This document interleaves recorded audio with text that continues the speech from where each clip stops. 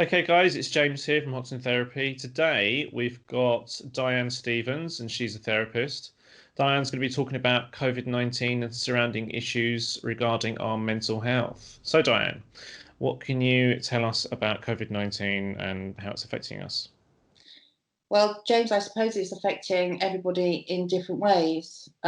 We've got a lot of division, I suppose, in our society at the moment around people going to work, people not going to work, people isolating, but people also screening. We've got parents that are trying to work and teach. We've got so many different array of issues out there that COVID-19 has introduced into our mental health. And we've also got the obviously underlying mental health issues for some of the society as well. And this is just adding to it. So it's wide out there, James. There's so many things that I'm hearing at the moment about anxiety, depression, worry, boredom, fear, absolute fear of what we're going through and what the future's going to look like. Yeah, I guess people are just so uncertain. Mm. What's going to happen to the economy? How does this affect my job? When are we going to go back to normal? It might even be years until we're really back to normal, and the economy's like it was only days ago. Mhm. And So, what's new normal yeah. going to look like? Because it's not going to go back to normal as we know it. Mm. We don't know what our high streets are going to look like. We don't know what our schools are going to look like.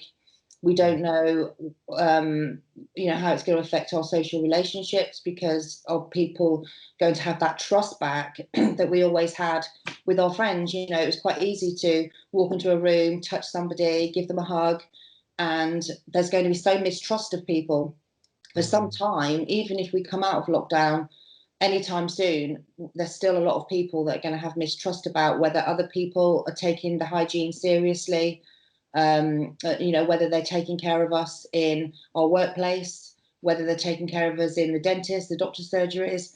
There's going to be a lot of this that we haven't really had before, because we haven't had to really think about it. Mm, mm. So when you're treating people, like what are they discussing in therapy? What sort of issues are coming up? Anxiety, anxiety mostly, and fear, as I mentioned before, because we don't know what things are going to look like. But a lot of people are clearly worried about their family, their loved ones. So I'm not just speaking to people that are directly affected, maybe by key working, but people are worried about, their daughters or their sons going into work, being on the front line of the NHS, worrying about their health, and they probably often look after their grandchildren and they're not contributing, and they're feeling guilty. There's lots of feelings of guilt about not being able to help each other. Even people living next door to each other can't pop round in the same way and help in the way we did. We can go shopping and leave it at the door, but it doesn't feel enough.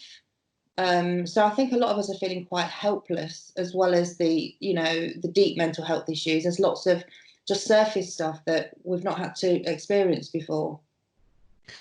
Yeah, definitely. And we were talking outside of this video about things that people are missing at the moment, like just being able to hug people and just go to restaurants. I know I'm missing all of those little things that I didn't realize was quite a big part of my life. Not being able to go outside. I mean, I've had to work from home years and years ago. But it's different now because I can't just go to a restaurant, I can't just go into town to buy something. I've got to order it online now. I just can't do anything. And Yeah. it's like you say, it's really boring after like this month or so of lockdown that I've had. I'm running out of stuff to do at home actually. I mean, I already have quite a lot of work anyway, but I'm running out of stuff to do.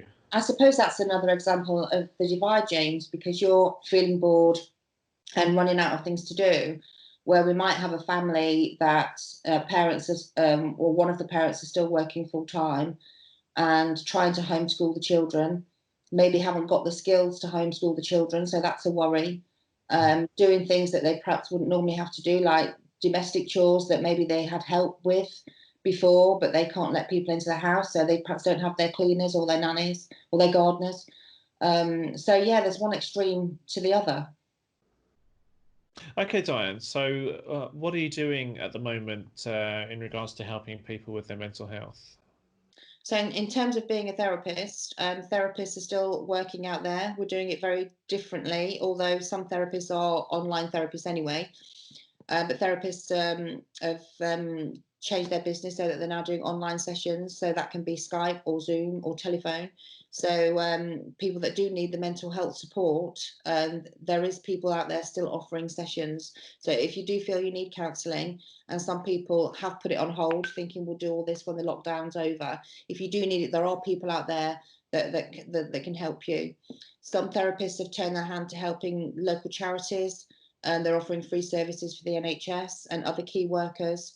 So therapists are still trying to do as much as they can and getting information out there to help with mental health. So don't neglect your mental health. If you need support, still seek it out. Mm. And for people at home, if you are looking to book Diane, you can give her a call, and there'll be a number in the description, or maybe be on the screen right now. It'll be in the description of this video. So you can contact Diane at home, and if you need therapy, then you can get in contact with her. Thank you, James.